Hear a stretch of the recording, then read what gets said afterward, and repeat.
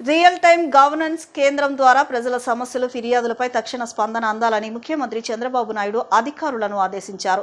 వేగవంతమైన స్పందన ద్వారానే ప్రజలకు మెరుగైన సేవలు అందించగలుగుతామని ఆయన స్పష్టం చేశారు.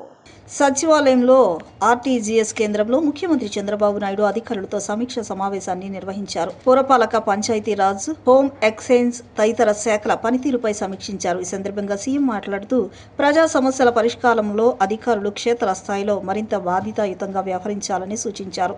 పబ్లిక్ గ్రీవెన్స్ రెడ్రెసల్ సిస్టంలో పెండింగ్లో ఉన్న దరఖాస్తులను త్వరితగతిన పరిష్కరించేందుకు ప్రత్యేక కార్యాచరణ ప్రణాళిక రూపొందించాలని ఆదేశించారు. గిరిజన ప్రాంతాల్లో అన్నా క్యాంటీన్ల ఏర్పాటు, మహిళలపై నేరాల నియంత్రణ, గంజాయి నిర్మూలనపై ప్రత్యేక దృష్టి సారించాలని సూచించారు. ప్రభుత్వం అమలు చేస్తున్న పథకాల ఫలితాలను నిరంతరం విశ్లేషించాలని, మున్సిపాలిటీలో పేరుకుపోయిన 23 లక్షల మెట్రిక్ టన్నుల చెత్తను 3 నెలల్లో తొలగించేలా చర్యలు తీసుకోవాలని ఆదేశించారు. అలాగే ప్రజా ఫిర్యాదుల పరిష్కారానికి పెద్దపీట వేయడంతో పాటు రాష్ట్ర వ్యాప్తంగా కమ్యూనికేషన్ నెట్వర్క్ విస్తరణకు కార్యాచరణ చేపట్టాలని అధికారులకు సూచించారు. బీసీ సంక్షేమానికి తొలి 3 బడ్జెట్లో వరుసగా 39,000 కోట్లు, 47,000 కోట్లు, 51,000 కోట్లను కూటమి ప్రభుత్వం కేటాయించిందని మంత్రి సవిత తెలిపారు. 3వ బడ్జెట్లో బీసీల సంక్షేమం కోసం రికార్డు స్థాయిలో 51,000 కోట్లు కేటాయించామన్నారు. 500 కోట్ల శాసకీయ నిధులతో ఎంజేపీ గురుకులాలకు శాశ్వత భవనాల నిర్మాణానికి శ్రీకారం చుట్టినట్లు చెప్పారు. రాష్ట్రంలో ఉన్న 109 గురుకులాలకు అదనంగా మరో 10 కొత్త బీసీ గురుకులాల ఏర్పాట్లు చేయనున్నట్లు చెప్పారు. బీసీ విద్యార్థులకు నీట్, ఐఐటి ప్రవేశం కోసం టేకులోడు, సింహాచలంలో 2 ఎక్సలెన్స్ సెంటర్లు ఏర్పాటు చేస్తామని అన్నారు. బీసీలు అంటేనే తెలుగుదేశం, తెలుగుదేశం అంటేనే బీసీలు అన్న విషయం మనకు అందరికీ తెలుసు. మరి బీసీలకు ఆనాటి నుంచి ఈనాటి వరకు అన్ని విధాలుగా అభివృద్ధి పాటలో పరుగులు పెట్టారంటే మరి అన్న నందమూరి తారక రామారావు గారు పునాదులు వేస్తే ఆ పునాదులపైన అభివృద్ధి అనే గోపురం కట్టిన వ్యక్తే మాన్యశ్రీ ముఖ్యమంత్రి చంద్రబాబు నాయుడు గారు అనే విషయం తెలియజేస్తూ మరి ఈ 2 సంవత్సరాల సుపరిపాలనలో మరి బీసీలకు సింహభాగం వేశారన్న విషయం కూడా మీకు తెలియజేస్తూ మరి బీసీల సంక్షేమమే మా ధ్యేయం, కూటమి ప్రభుత్వ లక్ష్యం అన్న విషయం కూడా తెలియజేస్తూ మరి బీసీలు సమాజానికి మరి బ్యాక్వర్డ్ కాదు, ఈ బీసీలే ఈ రాష్ట్రానికి బ్యాక్ బోన్, ఈ రాష్ట్రాన్ని ఆంధ్రప్రదేశ్గా మార్చడానికి మరి బీసీలు బ్యాక్ బోన్గా తయారు కావాలనే లక్ష్యంతోనే ముందుకెళ్తున్నామన్న విషయం కూడా తెలియజేస్తూ మరి మొన్నటి రోజున మరి గతంలో మరి బడ్జెట్లో మరి బీసీలకే మరి సింహభాగం వేశారన్న విషయం కూడా తెలియజేస్తూ కూటమి ప్రభుత్వం వచ్చిన తర్వాత మొదటి బడ్జెట్లో 35,000 కోట్లు బీసీలకు కేటాయించారు. రెండో బడ్జెట్లో 47,000 కోట్లు కేటాయించారన్న విషయం తెలియజేస్తూ మరి మూడో బడ్జెట్లో 51,000 కోట్ల రూపాయలు కేటాయించిన చరిత్ర కూటమి ప్రభుత్వం అన్న విషయం కూడా మీకు తెలియజేస్తున్నాం. మరి అంతేకాకుండా బీసీలు అన్ని రంగాల్లోనూ ముందుండాలంటే మరి గట్టి పునాదులు వేయాలి. ఆ పునాదే, ఆ వజ్రాయుధమే మరి విద్య అని గ్రహించారు మరి అన్న నందమూరి తారక రామారావు గారు. అదే ఆశయంతోనే మాన్యశ్రీ ముఖ్యమంత్రి చంద్రబాబు నాయుడు గారు కూడా మరి బీసీ బిడ్డలకు మరి పెద్దపీట వేశారన్న విషయం కూడా తెలియజేస్తూ మరి మన రాష్ట్రంలో ఉన్న ఎంజేపీ గురుకుల పాఠశాలలు మరి 109 అంతేకాకుండా మరి బీసీ హాస్టల్స్లో మరి గత ప్రభుత్వం పెట్టిన డైట్ బిల్లులు పెండింగ్ కూడా క్లియర్ చేస్తూ మరి 109 గురుకుల పాఠశాలలో మరి సుమారుగా 50,000 మంది విద్యార్థులు దాకా ఉన్నారు. ఆ 50,000 మంది విద్యార్థులకు మరి పర్ఫార్మెన్స్ కూడా మరి స్టేట్లోనే నెంబర్ 1 రావడం కూడా జరిగిందనే విషయం కూడా తెలియజేస్తూ ఈ ఏడాది 10th రిజల్ట్స్ 96.02%, ఇంటర్మీడియట్ రిజల్ట్స్ 94% మరి పర్సెంటేజ్ కూడా రావడం కూడా జరిగింది. అంతేకాకుండా మరి IIITలో గత ఏడాది 302 మంది, ఈ ఏడాది 375 మంది కూడా ఎంపికయ్యారన్న విషయం కూడా తెలియజేస్తూ మరి అభివృద్ధి ధ్యేయంగా ముఖ్యంగా పిల్లలకు ఎంజేపీ గురుకుల పాఠశాలల్లో చదువుకుంటున్న విద్యార్థులకు గత 5 సంవత్సరాలు అంటే వైసీపీ ప్రభుత్వంలో నిర్లక్ష్యానికి గురి కావడంతో బీసీ బిడ్డలు చాలా ఇబ్బంది పడ్డారు. విజయవాడ రైల్వే స్టేషన్లో బీఆర్కే సంస్థ ఆధ్వర్యంలో ఏర్పాటు చేసిన ప్యాసింజర్ రెస్ట్ రూమ్స్ను ఎంపీ కేశినేని చిన్ని ప్రారంభించారు. సుదూర ప్రాంతాల నుంచి వచ్చే ప్రయాణికుల సౌకర్యార్థం ప్యాసింజర్ రెస్ట్ రూమ్స్ను ఏర్పాటు చేయడం సంతోషకరమని పేర్కొన్నారు. విజయవాడ రైల్వే స్టేషన్ 1వ నెంబర్ ప్లాట్ఫారంలో బీఆర్కే సంస్థ ప్యాసింజర్ రెస్ట్ రూమ్స్ను ఏర్పాటు చేసింది. ఎంపీ కేశినేని చిన్ని ముఖ్య అతిథిగా విచ్చేసి రెస్ట్ రూమ్స్ను లాంఛనంగా ప్రారంభించారు. అనంతరం రెస్ట్ రూమ్స్ను పరిశీలించి ప్రయాణికులకు అందించే సౌకర్యాలను నిర్వాహకులను అడిగి తెలుసుకున్నారు. ఈ సందర్భంగా ఎంపీ మాట్లాడుతూ నార్త్కి సౌత్కి మధ్య పెద్ద జంక్షన్ అయిన విజయవాడ రైల్వే స్టేషన్లో ప్రయాణికుల రద్దీ ఎక్కువని, ఇందుకు అనుగుణంగా డార్మటరీస్ కావాలని తెలిపారు. బీఆర్కే వారు ఏర్పాటు చేసిన డార్మటరీస్లో అన్ని ఏసీ రూమ్లు, మంచి టాయిలెట్ సౌకర్యాలతో డార్మటరీ చాలా అద్భుతంగా ఉందన్నారు. త్వరలో డిమాండ్లో ఉన్న మచిలీపట్నం గోవా ట్రైన్ను సైతం తీసుకురావాలని ప్రయత్నిస్తున్నట్లు ఎంపీ తెలిపారు. అమ్మవారి పేరుతో ఒక ట్రైన్ ఏర్పాటు చేయాలని గతంలో రైల్వే మంత్రి దృష్టికి తీసుకువెళ్లామని, తప్పకుండా అది కూడా పూర్తి చేస్తామని తెలియజేశారు. అనంతరం బీఆర్కే ప్యాసింజర్ రెస్ట్ రూమ్స్ అధినేత రవికుమార్ మాట్లాడుతూ ₹1 కోటి వ్యయంతో రెస్ట్ రూమ్స్ను ప్రయాణికుల సౌకర్యార్థం ఏర్పాటు చేశామన్నారు. ఏసీ సౌకర్యాలతో పాటు వైఫై, సీసీ కెమెరాలు ఏర్పాటు చేశామని, దూర ప్రాంతాల నుంచి వచ్చే ప్రయాణికులకు ఎంతగానో ఉపయోగపడతాయని తెలియజేశారు. తక్కువ ధరకే రెస్ట్ రూమ్స్ అందుబాటులో ఉన్నాయని, ప్రయాణికులు ఈ అవకాశాన్ని సద్వినియోగం చేసుకోవాలని ఆయన కోరారు.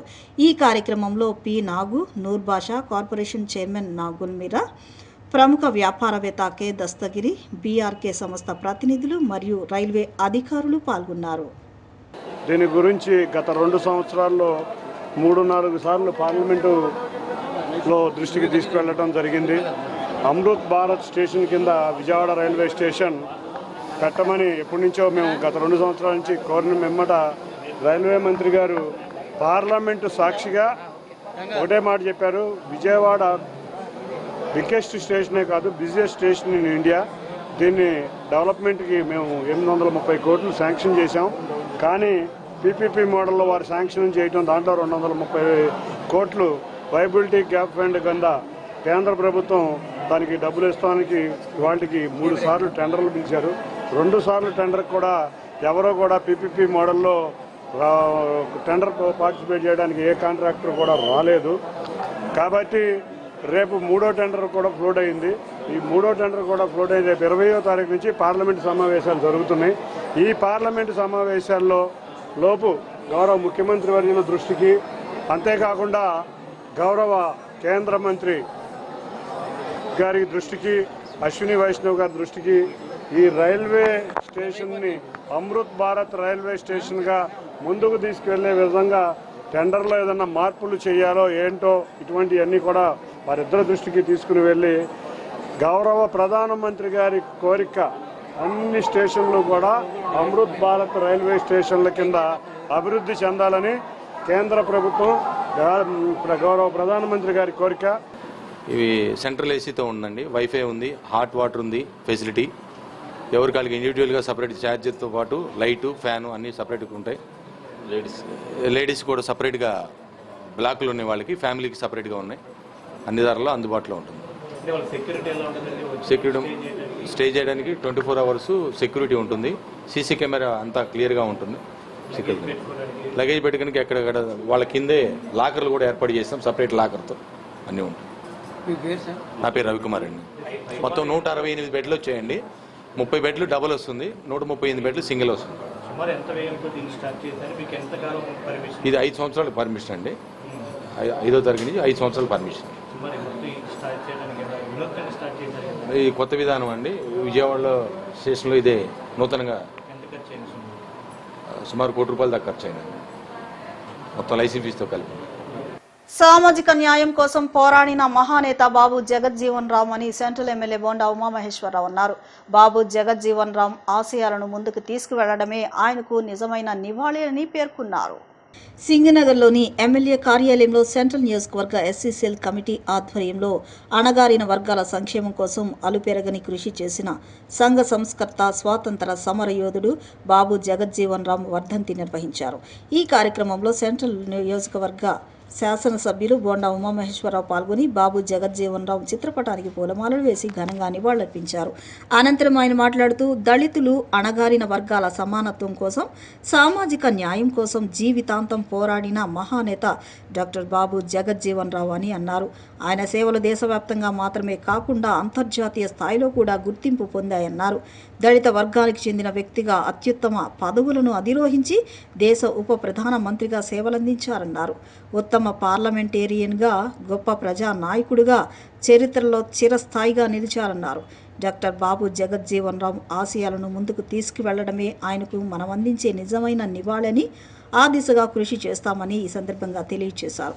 కార్యక్రమంలో ఎమ్మెల్యే కార్యాలయ కార్యదర్శి ఘంటా కృష్ణమోహన్, సెంట్రల్ తెలుగు యువత అధ్యక్షులు బెజ్జం జైపాల్, ఎస్సీ సెల్ అధ్యక్షులు వేల్పుల రాజేష్, ఎస్సీ సెల్ ఉపాధ్యక్షులు కేఎస్టి కుమార్, కార్యదర్శి కట్టుపల్లి వేణు, దాసరి కనకారావు తదితరులు పాల్గొన్నారు. డాక్టర్ బాబు జగజ్జీవన్ రావు గారి 40వ వర్ధంతి ఈ సందర్భంగా ఆ మహనీయుని స్మరించుకుంటూ ఆయన దళిత వర్గాల కోసం, సమానత్వం కోసం సమతావాదిగా దేశవ్యాప్తంగానే కాకుండా అంతర్జాతీయంగా కూడా పేరు గడించిన విషయం మనందరికీ తెలిసిన విషయమే. 1908లో జన్మించి 1986 జూలై 6వ తారీఖున ఈ రోజున ఇదే రోజున చనిపోవడం మనందరికీ తెలిసిన విషయమే. ఆ మహనీయుడు భారత ఒక దళిత వర్గాల్లో పుట్టి నిమ్న జాతుల అభివృద్ధి కోసం అహర్నిశలు పాటుపడి జీవితాంతం వారి హక్కుల కోసం పోరాడిన యోధుడిగా, ఉత్తమ పార్లమెంటేరియన్గా, అదేవిధంగా దేశంలోనే గొప్ప నాయకుల్లో ఒకరుగా పేరు పొందిన బాబు జగజ్జీవన్ రావు గారిని ఈరోజు స్మరించుకోవడం చాలా సంతోషంగా ఉంది.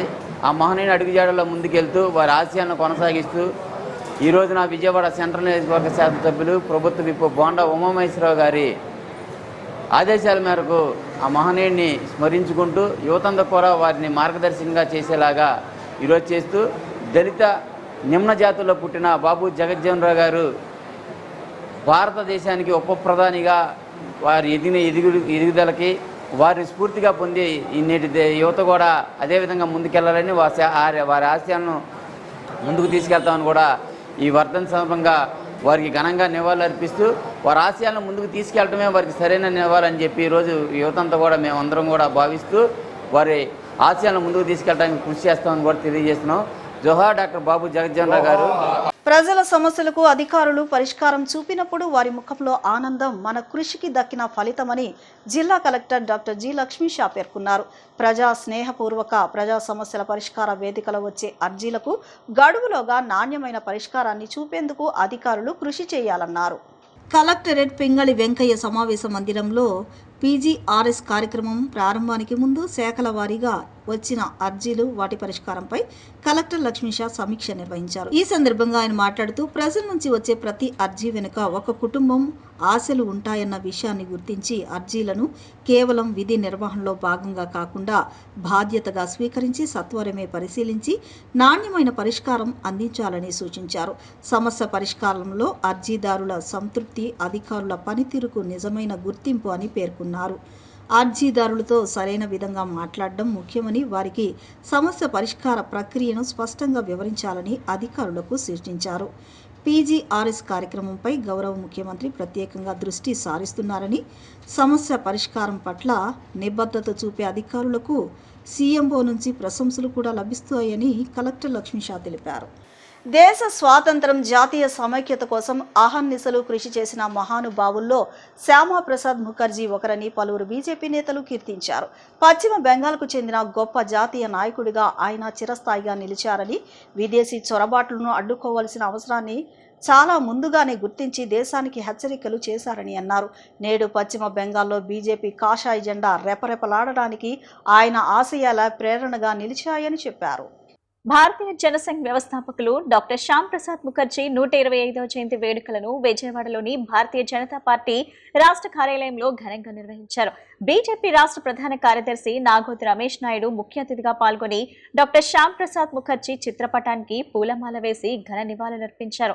ఈ సందర్భంగా నాగోతి రమేష్ నాయుడు సహా పలువురు పార్టీ నాయకులు మాట్లాడుతూ దేశవ్యాప్తంగా మాత్రమే కాకుండా ప్రపంచవ్యాప్తంగా ఉన్న ప్రతి బీజేపీ కార్యకర్త శ్యామ్ ప్రసాద్ ముఖర్జీ జయంతిని గర్వంగా జరుపుకుంటున్నారని అన్నారు. దేశ స్వాతంత్ర్యం, జాతీయ సమైక్యత కోసం అహర్నిశలు కృషి చేసిన మహానుభావుల్లో శ్యామ్ ప్రసాద్ ముఖర్జీ ఒకరని పేర్కొన్నారు. పశ్చిమ బెంగాల్కు చెందిన గొప్ప జాతీయ నాయకుడిగా ఆయన చిరస్థాయిగా నిలిచారని, విదేశీ చొరబాట్లను అడ్డుకోవాల్సిన అవసరాన్ని చాలా ముందుగానే గుర్తించి దేశానికి హెచ్చరికలు జారీ చేశారని తెలిపారు. నేడు పశ్చిమ బెంగాల్లో బీజేపీ కాషాయ జెండా రెపరెపలాడటానికి ఆయన ఆశయాలే ప్రేరణగా నిలిచాయని చెప్పారు. డాక్టర్ శ్యామ్ ప్రసాద్ ముఖర్జీ కలలుగన్న ఏకాత్మ భారతం సాధన దిశగా కేంద్రంలోని ప్రధాని నరేంద్ర మోడీ ప్రభుత్వం పనిచేస్తుందని అన్నారు. 20 సూత్రాల అమలు committee chairman Lanka Dinakar, BJP రాష్ట్ర కార్యాలయ incharge Uppalapati Srinivas, media incharge Kilar Dilip, doctor Syam Prasad జిల్లా అధ్యక్షుడు అడ్డూరి శ్రీరామ్, బీజేపీ రాష్ట్ర అధికార ప్రతినిధి షేక్ బాజీ, కిసాన్ మోర్చా రాష్ట్ర అధ్యక్షుడు చిగురుపాటి కుమారస్వామి, ఎస్సీ మోర్చా రాష్ట్ర ఉపాధ్యక్షుడు వల్లూరి గంగాధర్, వెంకటేశ్వర్ల యాదవ్, కాకాని తరుణ్తో పాటు పలువురు బీజేపీ రాష్ట్ర నాయకులు, జిల్లా నాయకులు, కార్యకర్తలు పాల్గొన్నారు. గర్వంతో ఈ సంవత్సరం పెద్ద ఎత్తున వేడుకలు జరుపుకుంటున్నారు. గతంలో జరుపుకున్నటువంటి వేడుకలు వేరు, ఈ సంవత్సరం జరుపుకుంటున్నటువంటి వేడుకలు వేరు. దానికి కారణం ఏంటంటే దేశభక్తి పారాయణమైనటువంటి, దేశ స్వాతంత్రం కోసం విశేషమైనటువంటి కృషి చేసినటువంటి, ఈ దేశంలో ఋషిపుంగవులైనటువంటి వివేకానంద, అరవింద్ ఘోష్, రవీంద్రనాథ్ ఠాగూర్ లాంటి మహనీయులు పుట్టినటువంటి గడ్డ ఏదైతే ఉందో అది పశ్చిమ బెంగాల్. ఆ బెంగాల్ నుంచి ఉద్భవించినటువంటి మరొక జాతీయ నేత డాక్టర్ శ్యామప్రసాద్ ముఖర్జీ గారు. ఆ మహనీయుడు నడయాడినటువంటి నేల ఏదైతే ఉందో ఆ నేలలో నేడు గతంలో కమ్యూనిస్టు పాలనలో కానీ, లేకపోతే కాంగ్రెస్ ఏలుబడిలో కావచ్చు, తృణమూల్ కాంగ్రెస్ యొక్క మమతా బెనర్జీ యొక్క దాష్టికాలు కావచ్చు, వీటి కారణంగా దేశమే అభద్రతాభావంలోకి పోయేటువంటి స్థితులు వచ్చాయి. ఆ పరిస్థితుల్లో ఈరోజు స్వయంగా పశ్చిమ బెంగాల్లో అధికారంలోకి వచ్చిన తర్వాత, అధికారంలోకి వచ్చినటువంటి మరుక్షణం నుంచే ఎవరైతే చొరబాటుదారులు వచ్చి ఇక్కడ తిష్ట వేశారో వాళ్ళందరూ కూడా పలాయనం చిత్తగిస్తున్నారు. అంటే మనందరం కూడా అర్థం చేసుకోవాలి, ఈ దేశంలో ఒక జాతీయతా భావాలు కలిగినటువంటి ప్రభుత్వాలు అధికారంలోకి వస్తే అది కేంద్రంలో కానీ రాష్ట్రంలో కానీ ఏ విధంగా దేశ హితం కోసం పనిచేస్తారో మనందరం కూడా స్పష్టంగా ఈ సమాజం చూస్తుంది. ఆ విధంగా అభినందనలు కూడా మనందరం కూడా అందుకుంటున్నాం. ఆ రోజు శ్యామప్రసాద్ ముఖర్జీ గారు ఈ దేశంలో జాతీయవాద భావాలు ఉన్నటువంటి రాజకీయాలకి పెద్ద ఎత్తున ఆస్కారం ఉంటుందని చెప్పి భావించారు. జనసంఘ్ ప్రారంభించిన తర్వాత అనేక మంది అవహేళన చేశారు. చివరికి నెహ్రూ గారు నేను ఈ జనసంఘ్ని తొక్కేస్తాననేటువంటి ఆలోచనను కూడా ఆయన మాట్లాడినప్పటికీ కూడా ఆయన స్థితప్రజ్ఞతోటి ఆ యొక్క విమర్శల్ని ప్రశాంతంగా స్వీకరించి ఈ దేశంలో జనసంఘ యొక్క ప్రభావాన్ని రోజు రోజుకు పెంచేటువంటి ప్రయత్నం చేశారు. 1901 జన్మించిన శ్యామప్రసాద్ ముఖర్జీ గారు ఆయన 53 ఏళ్లకే ఆయన మరణిస్తాం ఎంతో దురదృష్టం. కానీ పువ్వు పుట్టగానే పరిమళిస్తుందని అనటానికి శ్యామప్రసాద్ ముఖర్జీ గారు చాలా చక్కటి ఉదాహరణ. ఆయన తీసుకొచ్చిన ఎన్నో ఆలోచనలు ఇవాళ జనసంఘ్ ద్వారా భారతీయ జనతా పార్టీ ఇవాళ నరేంద్ర మోడీ గారు తీసుకెళ్లే ప్రతి ఒక్క అంశం కూడా అంత్యోదయ కానీ లేకపోతే ఆర్టికల్ 370 కానీ ఇటువంటి ఆలోచనలు ఇవాళ మన భారతదేశంలో ఉన్న ప్రతి ఒక్క మనిషి కూడా దాని పరిణామం ఇవాళ వస్తుంది అంటే అది శ్యామప్రసాద్ ముఖర్జీ గారి ఆలోచనల నుంచి ఉద్భవించినవి అని మీ అందరికీ చెప్తూ, ఆయన జీవితకాలంలో ఆయన సాధించినవి మీ ముందు చెప్పడానికి ఒక అంశాలు కాదు. ఆయన 1921లోనే ఆయన డిగ్రీ కంప్లీట్ చేసి ఆయన కల్కటాలో లాయర్గా 1924లో ఆయన బార్ కౌన్సిల్లో ఎంటర్ అయ్యారు. అలానే కల్కట్టా యూనివర్సిటీలో ఆయన తండ్రి 23 ఏళ్లకే మరణించినందుకు ఆయన సిండికేట్ పొజిషన్ ఆయన తీసుకోవడం జరిగింది. జంతువుల ద్వారా సంక్రమించే వ్యాధులపై ప్రజలు అప్రమత్తంగా ఉండాలని విజయవాడ నగరపాలక సంస్థ veterinary assistant surgeon doctor D Harish అన్నారు. ఈ వ్యాధుల పట్ల ప్రజలు అవగాహన కలిగి ఉండి తమ పెంపుడు జంతువులకు సకాలంలో టీకాలు వేయించడం ద్వారా ప్రాణాంతక వ్యాధులను నివారించవచ్చునని సూచించారు. విజయవాడ నగరపాలక సంస్థ కమిషనర్ ధ్యానచంద్ర ఆదేశాల మేరకు chief medical and health officer doctor K Arjun Rao సూచనలతో ప్రపంచ జూనోసిస్ దినోత్సవం సందర్భంగా కొత్తపేట విద్యాధరపురం ప్రాంతంలో కుక్కలకు ఉచిత యాంటీ ర్యాబిస్ వ్యాక్సినేషన్ కార్యక్రమాన్ని నిర్వహించారు. ఈ కార్యక్రమంలో విజయవాడ నగరపాలక సంస్థ veterinary assistant surgeon doctor D Harish ఆధ్వర్యంలో 3 నెలలకు పైబడిన వీధి కుక్కలు, పెంపుడు కుక్కలకు మొత్తం 865 యాంటీ ర్యాబిస్ టీకాలు వేశారు. ఈ సందర్భంగా డాక్టర్ డి హరీష్ మాట్లాడుతూ జూనోసిస్ అనగా జంతువుల నుంచి మనుషులకు, అలాగే మనుషుల నుంచి జంతువులకు సంక్రమించే వ్యాధులని తెలిపారు. Rabies, leptospirosis, brucellosis, anthrax, bird flu వంటి వ్యాధులు జూనోటిక్ వ్యాధుల్లో ముఖ్యమైనవని పేర్కొన్నారు. వీటిపై ప్రజలు అప్రమత్తంగా ఉండి తమ పెంపుడు జంతువులకు సకాలంలో టీకాలు వేయించడం ద్వారా ప్రాణాంతక వ్యాధులను నియంత్రించవచ్చునని సూచించారు. ప్రపంచ జూనోసిస్ దినోత్సవాన్ని ప్రతి సంవత్సరం జూలై 6న నిర్వహించడం వెనుక ఉద్దేశం జంతువుల ద్వారా సంక్రమించే వ్యాధులపై ప్రజల్లో అవగాహన కల్పించడమేనని తెలిపారు. కుక్కలు లేదా ఇతర జంతువులు కరిచిన వెంటనే గాయాన్ని సబ్బుతో శుభ్రంగా కడిగి ఆలస్యం చేయకుండా సమీప ప్రభుత్వ ఆసుపత్రిని సంప్రదించి యాంటీ ర్యాబిస్ టీకాలు తీసుకోవాలని ప్రజలకు సూచించారు. అలాగే పెంపుడు కుక్కలకు ప్రతి సంవత్సరం తప్పనిసరిగా యాంటీ ర్యాబిస్ వ్యాక్సిన్ వేయించడం యజమానుల బాధ్యతని పేర్కొన్నారు. ప్రజలు పెద్ద సంఖ్యలో పాల్గొని తమ పెంపుడు కుక్కలకు ఉచితంగా టీకాలు వేయించుకున్నారు. ఈరోజు జూలై 6, 2026 మనం వరల్డ్ జూనోసిస్ డేని సెలబ్రేట్ చేసుకుంటున్నాము. జూనోసిస్ డే అంటే ఏంటి, అసలు ఈరోజు ఎందుకు మనం సెలబ్రేట్ చేసుకుంటాం అనేది మీకు ఒకసారి చెప్తున్నాము. 1885లో లూయిస్ పాస్టర్ మొదటిసారి యాంటీ రేబిస్ టీకాని మొదటిసారి అడ్మినిస్ట్రేషన్ చేయడం వల్ల ఈ రోజు మనం అతను గుర్తు చేసుకుంటూ ఈ జూనోసిస్ డే అంటే ఏంటంటే, జూనోసిస్ అంటే ఏంటంటే అసలు మనం యానిమల్స్ నుంచి మనకి మనుషులకు స్ప్రెడ్ అయ్యే డిసీజ్ని జూనోసిస్ డిసీజ్ అంటారు. దాంట్లో అతి ముఖ్యమైనది, అతి ప్రమాదకరమైనది రేబిస్ డిసీజ్ అండి. అది మనకి డాగ్స్ నుంచి మనకి స్ప్రెడ్ అవ్వకుండా వన్స్ అది డాగ్స్కి వస్తే అది బ్యాటల్ అనమాట. అది 100% ఖచ్చితంగా చనిపోతుంది. దాని నుంచి మనిషికి స్ప్రెడ్ అయినా సరే మనుషులకు కూడా అది ప్రాణాంతకమైన వ్యాధి. సో అది రాకుండా మనం ఏం చేయాలి, నివారణ ఒక్కటే మార్గము, అది మనం యాంటీ రేబిస్ టీకాలని ప్రతి పెంపుడు జంతువుకి, అట్లాగే స్ట్రీట్స్లో ఉన్న ప్రతి డాగ్స్కి కూడా మనము రెగ్యులర్గా మనం యాన్యువల్ వర్క్ కంట్రోల్ మనం విజయవాడ మున్సిపల్ కార్పొరేషన్ మనం చేయడం జరుగుతుంది. ఈ రోజు ప్రత్యేకంగా వ్యాక్సినేషన్ డ్రైవ్స్ వెళ్ళి విజయవాడలోనే చాలా ఏరియాస్లో మనము యాంటీ రేబిస్ వ్యాక్సిన్ 3 క్యాంప్స్ అనేది ఎన్టీఆర్ జిల్లా పశుసంవర్ధక శాఖ సహకారంతో మన విజయవాడ మున్సిపల్ కార్పొరేషన్ కండక్ట్ చేయడం జరుగుతుంది. కాబట్టి ప్రతి ఒక్క పెంపుడు జంతువులను పెంచుకుంటున్న ఓనర్స్, పెట్ ఓనర్స్ అందరూ కూడా ఈ రోజు ఖచ్చితంగా ఈ ఫ్రీ యాంటీ రేబిస్ వ్యాక్సిన్ ని వినియోగించుకోవాలని కోరుకుంటున్నాము.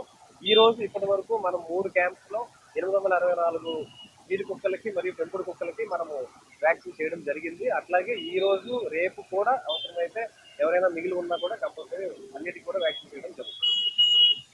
ఎన్టీఆర్ జిల్లా జీకొండూరు మండలం పినపాక గ్రామంలో 373 మంది రైతులకు మైలవరం ఎమ్మెల్యే వసంత వెంకట కృష్ణ ప్రసాద్ నూతన పట్టాదారు పాసు పుస్తకాలను పంపిణీ చేశారు.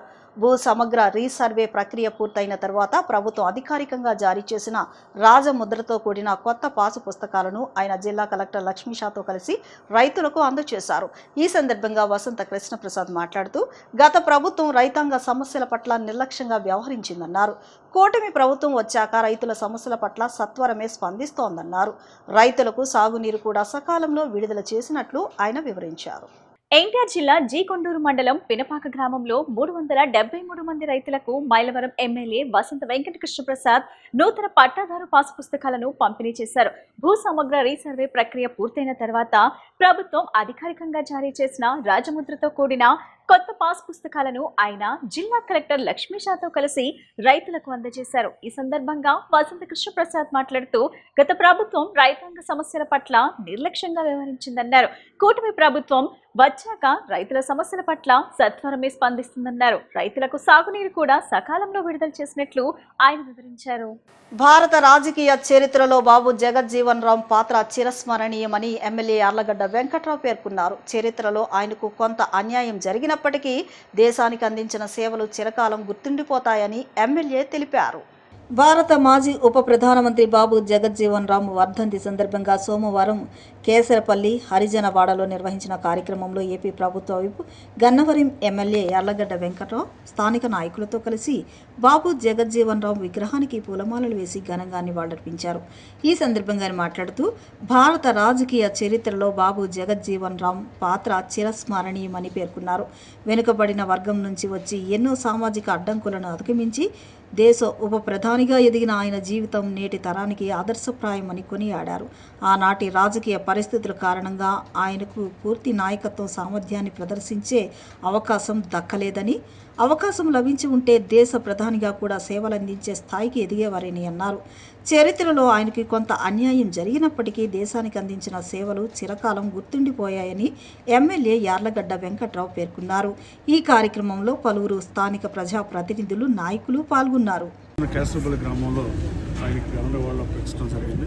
ఈ కార్యక్రమం ఏర్పాటు చేసిన కేసరపల్లి గ్రామ పార్టీ కుటుంబ నాయకులందరినీ అభినందిస్తూ, గతంలో బాబు జగజ్జీవన్ రామ్ గారికి ఆ రోజు స్పీకర్ కనుక అవకాశం ఇచ్చుంటే, పల్లెరూపునికి అవకాశం ఇచ్చుంటే ప్రధానమంత్రి అయ్యే అవకాశం త్రుట్లో తప్పిపోయిన దురదృష్టవంతుడు బాబు జగజ్జీవన్ రామ్ అని చరిత్రను పరికిస్తే చెప్పక తప్పని పరిస్థితి.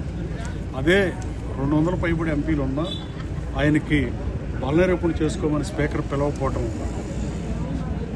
ఆయన ఈ దేశ ప్రధానిగా అవ్వకుండానే ఉప ప్రధానిగా మాత్రమే పనిచేసే పరిస్థితి నాకు బాధాకరంగానే, ఆయన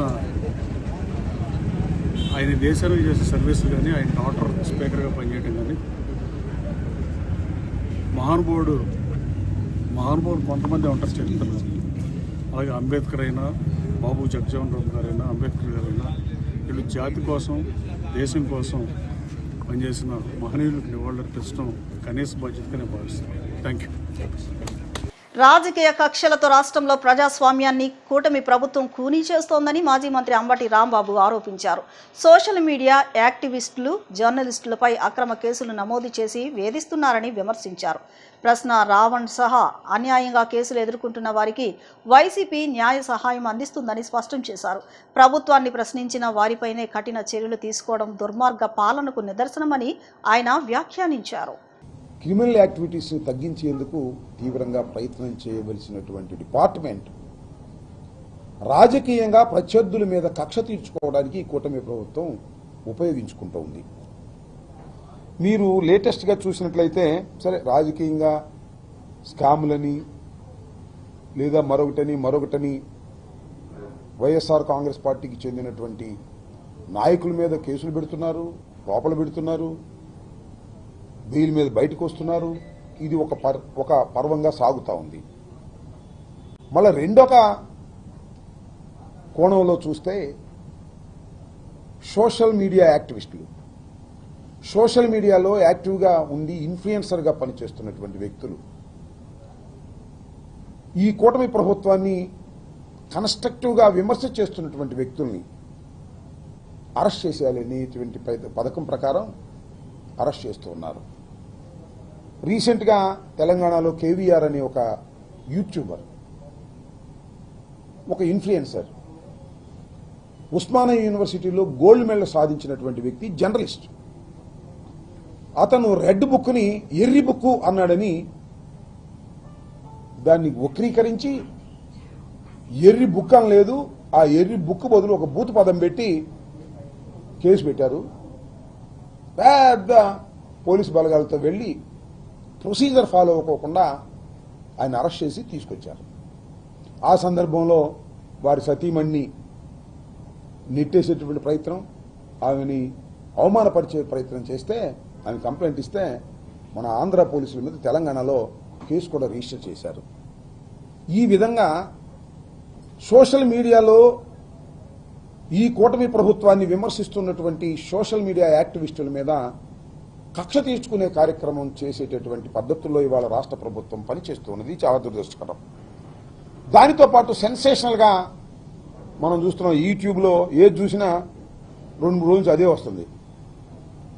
ప్రశ్న రావణ్ అరెస్ట్, విడుదల, ప్రశ్న రావణ్ మళ్ళా అరెస్ట్, మళ్ళా విడుదల. ఆగిందా? ఆగలా. మళ్ళా అరెస్ట్, మళ్ళా విడుదల. అంతటితో ఆగిందా? మూడోసారి కూడా ఆగలా. నాలుగోసారి మళ్ళా అరెస్ట్, మళ్ళా విడుదల. ఐదోసారి అరెస్టు నెల్లూరు సబ్ జైలుకి, నెల్లూరు జైలుకి, సెంట్రల్ జైలుకి. ఇప్పుడు ఆగింది. ఇప్పుడు చిన్న విరామం తీసుకుందాం.